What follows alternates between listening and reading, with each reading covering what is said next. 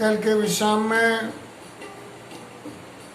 परशुराम जी महाराज को जब सीमा अति से ज़्यादा बढ़ गई और भगवान राम को ये लगा कि अब मुझे अपना स्वरूप कुछ बताना पड़ेगा परशुराम जी को, क्योंकि क्रोध के वशीभूत होकर इनका विवेक तो चला गया है।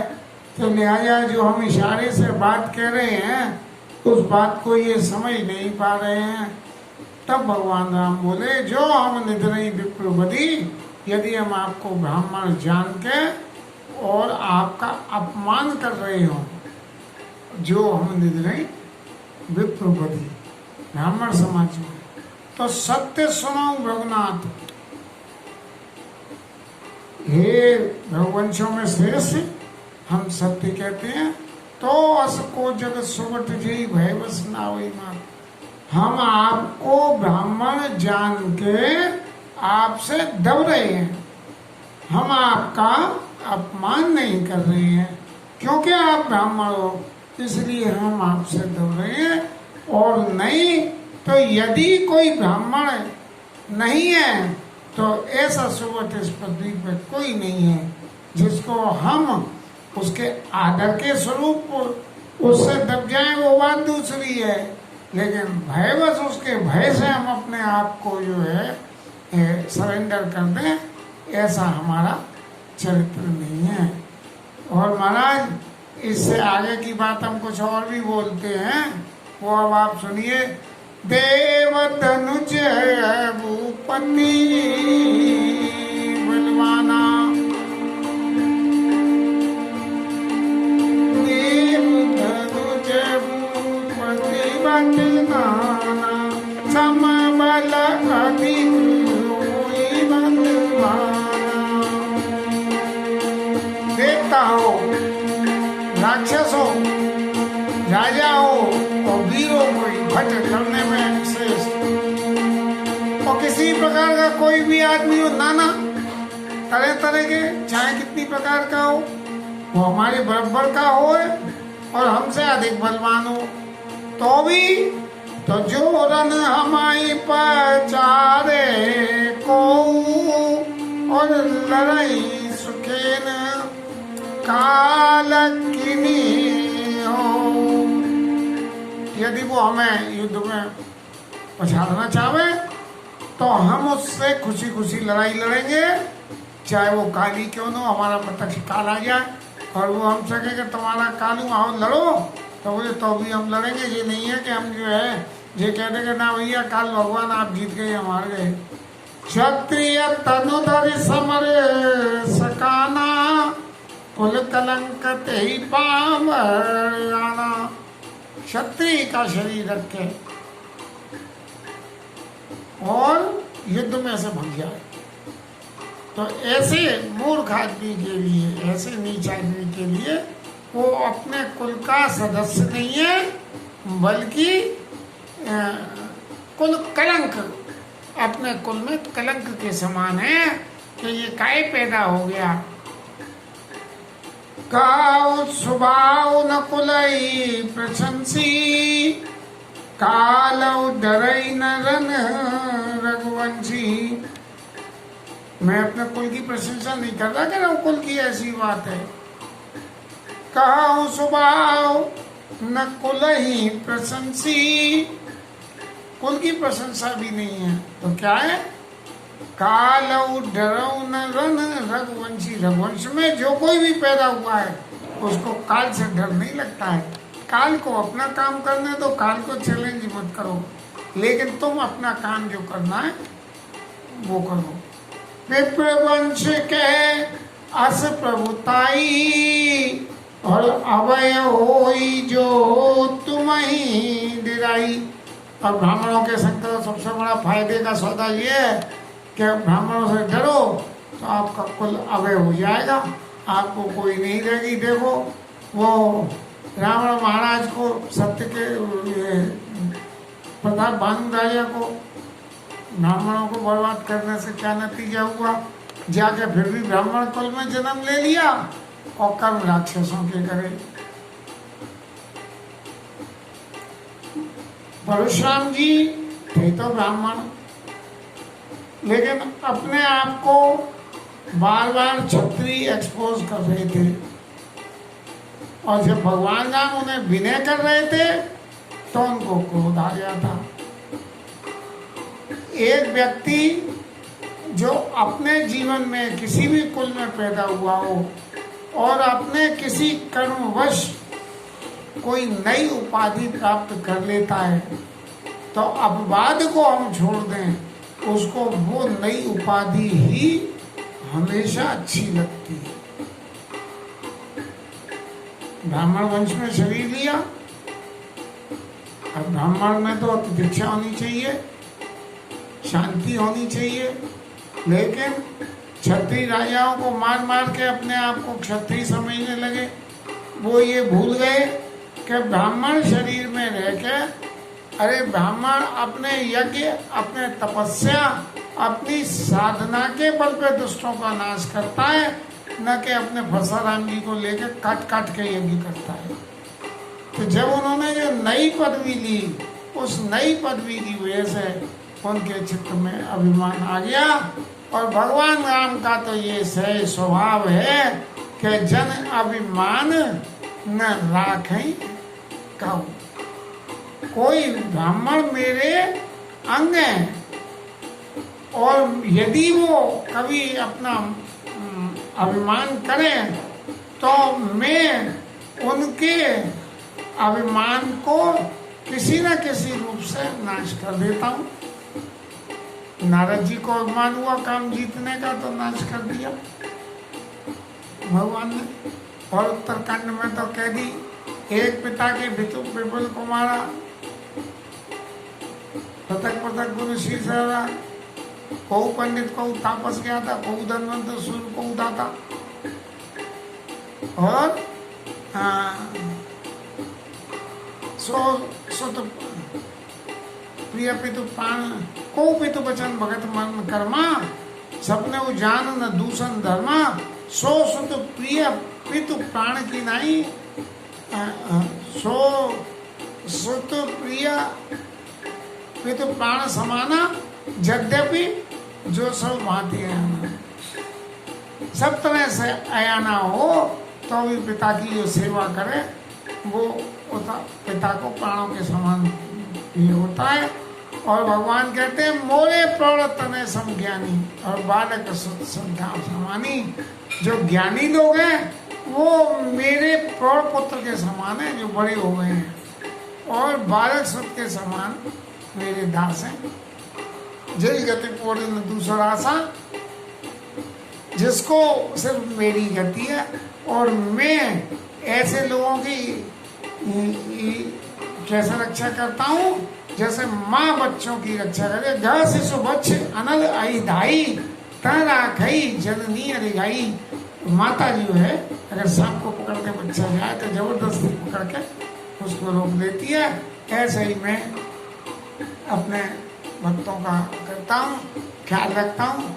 ब्राह्मण वंश के संग में अभय हो जो तुम्हें डिराई। महाराज जो ब्राह्मणों से अभय हो गया, जो तुमसे डर गया, वो सारे जग से अभय हो गया। बस इतना वो जो सुना कि ब्राह्मण वंश की इतनी भारी प्रभुता है, सोई परशुराम जी महाराज के 36 स्वरूप तो मैदान छोड़कर भाग गए और ब्राह्मणत्व उनके चित्त में आ गया। बस भगवान ने एक बड़ी मनोहर वचन कहे, सुने मृदु गुण वचन रघुपति के, जो मीठे भी थे और गुड़ भी थे, कि अभय होई जो तुम्हें डिराई। जो तुमसे डरे वो अभय हो जाएगा। महाराज विप्रवंश के असमनसाई, ऐसी बात है कि जो तुमसे डर जाए। तभी उन्हें अपना ब्राह्मणत्व याद आ गया कि अरे मैं तो ब्राह्मण हूँ और मुझसे ये बराबर डर रहे हैं, इसका मतलब ये इनका अभय होना चाहिए। और मैं बार बार इनकी गर्दन काटने और फरसा चलाने की और शेष बाबू के संग दुश्मन वाली बातें कह रहा हूँ, ये बातें मेरे को छोड़ देनी चाहिए। और ये सब सुनी मृद गुण रुचिर बचन रघुबर के, उगड़े पलट पर धर्मती के। ऐसे मीठे भगवान के वचनों को सुनकर और परशुराम जी महाराज की मति बिल्कुल यो पलटा खा गई। ऐसे उनके नेत्र खुल गए कि देखो मैंने कितना अपवाद किया, लेकिन भगवान ने किसी भी अपवाद का जवाब अपवाद से नहीं दिया। मेरे ब्राह्मणत्व को बराबर आदर देते रहे। जब अतिशय हुई तब उन्होंने कह दिया कि यदि क्षत्रिय मानते हो तो आ जाओ, युद्ध करने को तैयार है। जान राम प्रभा। हाँ, और फिर जो है भगवान से क्या कहने लगे, जब उन्हें पता लग गई कि ये जो है भगवान ही है, प्रत्यक्ष भगवान स्वरूप है, तो उन्होंने कही, क्योंकि उनका भगवान का दिया हुआ तो धनुष था ही, लेकिन चित्त में तो फिर भी सब ये रह गया कि ये बातों के तो बड़े मीठे, लेकिन वास्तव में ये राम है भी कि नहीं। इस संशय को मिटाने के लिए उन्होंने कहा, राम रमापति कर धन्य, राम रमापति कर धन्य,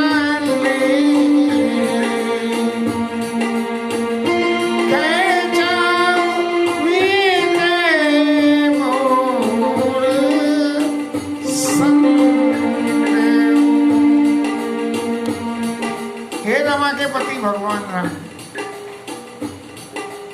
आप ये अपना धनुष अब ले लो, क्योंकि अब मैंने जो छत्री पने का काम था वो छोड़ रहा हूं मैं, और आप इसे लेके खींचो।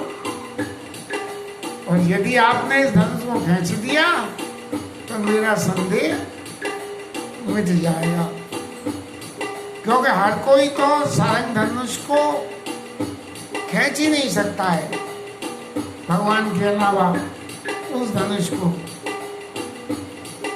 इसलिए आप इस धनुष को लेके और खींचो, और आपने खींची तो मैं समझ लूंगा कि आप प्रत्यक्ष में भगवान राम हो। जीव को जब बिना प्रयास के कोई चीज उपलब्ध हो जाती है तो जीवन में हर वक्त संदेह बना रहता है, और उस संदेह में चाहे ईश्वर भी सामने आ जाए तो भी संदेह बना रहता है कि ये है कि नहीं है। ऐसे ही परशुराम जी के मन में, क्योंकि वो तो क्रोध करते करते भगवान राम के दर्शन हुए हैं उन्हें, तो क्रोध करते करते दर्शन हुए हैं, तो कोई प्रयास तो दर्शन के लिए करा नहीं। तब उन्होंने कही कि राम रमापति कर धन लेऊ, और खेचऊ मीठे मोर संदेव, इसे खींचो तो मेरा संदेह मिट जाएगा। तो क्या देत चाप आप ही चली गए हो, और परशुराम मन विस्मय भयऊ। जो उन्होंने जो दिया तो उन्होंने तो देने को जहाँ से उतारा वो अपने आप ही चला गया। तब परशुराम जी के मन में बड़ा विस्मय हुआ, बोले भैया जी क्या हुआ, जो धनुष मारा है तो सीधे ही चले गए उनके पास में, तब तो जरूर मेरी गलती है, मुझे इन्हें पहचानने में भूल हो रही है। तो उन्होंने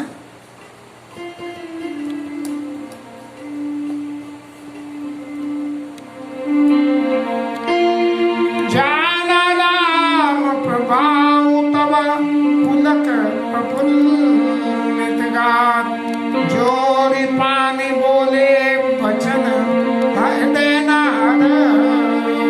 समान। जब धनुष अपने आप ही चला गया तब उन्हें पता लगा कि ये वास्तव में भगवान राम ही है, और भगवान राम के दर्शन करके उनके जो शरीर में जो पुलकायमान पैदा हुआ है, और जो शरीर में खुशी पैदा हुई है कि आज तो गुस्सा करते करते भी भगवान मिल गए, और तो सब छोड़ दो, इतना हल्ला मचाया तो भी भगवान मिल गए, ऐसा प्रफुल्लितता हो गई। और फिर अपने दोनों हाथ जोड़ के जोड़े पाने बोले वचन प्रेम न हृदय समात।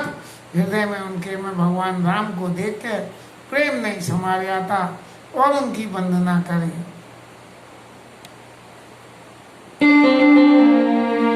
जय रघुवंश वनज वन भानो गान धनुज कुल दैन। हे रघुवंश के भूषण, आपकी जय हो। आप राक्षसों के कुल को नाश करो। जय सुर विप्र धेनु हितकारी, जय मद मोह को ममारी। विप्र देवता, धेनु, गाय, इनका हित करने वाले हो, हे प्रभु आपकी जय हो। और मद मोह को भ्रम इनका हरण करने वाले हो, ऐसे प्रभु आपकी जय।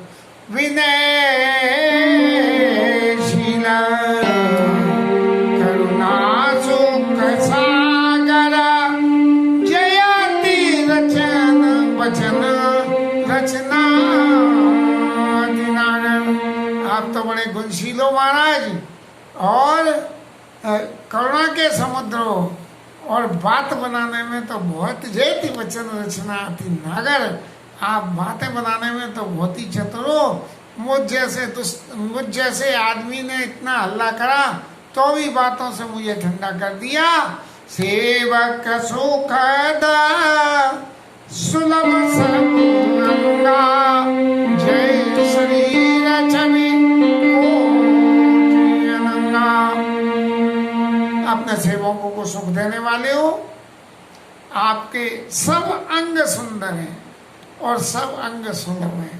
आपके चरणों की चाह करो तो चरण मिल जाते हैं, और मुख की चाह करो तो मुख का दर्शन मिल जाता है। और जय शरीर छवि कोटि अनंगा, करोड़ों कामदेव के समान आपके शरीर की छवि है। अब महाराज जी तो दर्शन बहुत देर से हुए, अगर पहले से ही दर्शन इन्हें हो जाते तो इतनी लीला काहे को होती। और कहने लगे करो का मुख एक प्रशंसा, और जय महेश मन मानस अंसा। अब मैं अपने एक मुंह से क्या आपकी प्रशंसा करूं, आपके तो अगणित गुण है।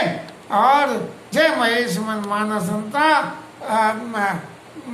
शंकर जी महाराज के मन रूपी जय महेश मन मानस अंसा।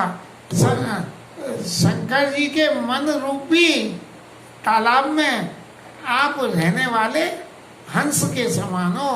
तालाब में मानसरोवर में हंस रहते हैं, ऐसे ही वहाँ जो है आप हंस बन के शंकर जी के मन रूपी मानस में रहते हो। अनुचित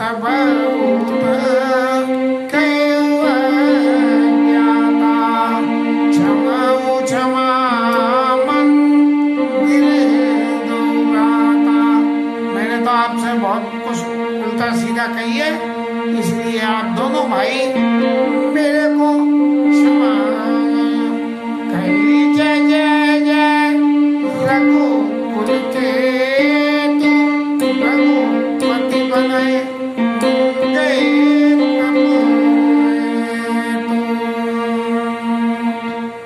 आप। परशुराम जी महाराज ने कही कि मैं तो पृथ्वी पे दुष्टों के भार को हरण करने के लिए ये सबरी लीला कर रहा था, लेकिन मुझे तो ये मालूम ही नहीं थी प्रभु कि आपका अवतार हो गया है। अब जो काम मैं करना चाह रहा था वो काम अब आप करोगे, और जब वो काम आप करोगे तो मेरी क्या जरूरत है। तो अपने फरसा राम को जो है फर्श पे ढाल के और कई जय जय जय रघुकुल केतु, जय रघुकुल में श्रेष्ठ भगवान राम की जय। और रघुपति बनाई गई तब वो हेतु अपने ब्राह्मणत्व को धारण करके तब करने लगे और क्षत्रिय क्रियाओं का परित्याग कर दिया। ये परशुराम जी की जो चरित्र की विलक्षणता है, वो विलक्षणता यही है कि क्षत्रिय ब्राह्मण यदि जरूरत पड़े तो क्षत्रिय भी हो जाता है, और ब्राह्मण यदि जरूरत पड़े तो बनिया भी हो जाता है। और ब्राह्मण यदि सेवा करे तो उसका स्वरूप सेवक का भी हो जाता है। ब्राह्मण के गुण में इसीलिए ब्राह्मण को समाज में पूजनीय रखा गया कि वो सब तरह की सेवा समाज की ब्रह्मत्व प्राप्त भगवान को प्राप्त करने के लिए भी ऐसे कर सकता है। और फिर क्या हुआ कि परशुराम जी तो चले गए तो देवताओं को तो बड़ी कड़ी लंबी लंबी सांस आई, और जे सांस आई कि हे भगवान जे भला टल गई हमारी ऊपर से, नहीं 2-4 को तो वो काट पीट के डाल जाते हैं यहाँ आप वह कुटिल मई पर डेराने और जहाँ तक कायर गबई पराने।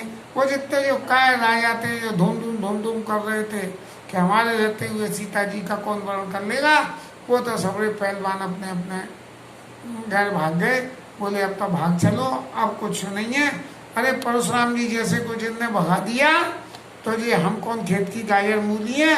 और भगवान के उस प्रत्यक्ष स्वरूप को समझ के भी उन लोगों ने इतनी नादानी करी कि अब कम से कम भगवान के स्वरूप के दर्शन उस रूप में तो कर ले जिस रूप में इन्होंने परशुराम जी को दर्शन दिए।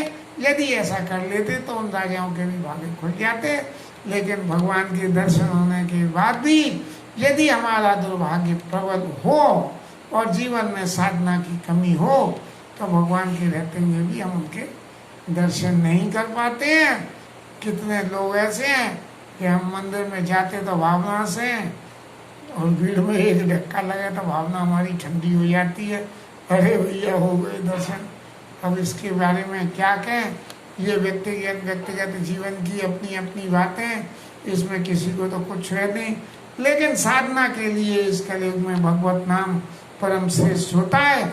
आप कहीं और जाके दर्शन करने की कोई साधना करो या न करो, लेकिन भगवत नाम की साधना यदि निरंतर होती रहती है तो भगवान के सब तरह की साधनाओं की पूर्ति हो जाती है। दर्शन तो भगवान खुद ही अपने आप ही देने आते हैं। एक वो शबरी मैया ने गुरु के वचन में विश्वास मान के और इंतजार करती रही कि भगवान आएंगे, और फिर गाने लगी तो भगवान आएंगे।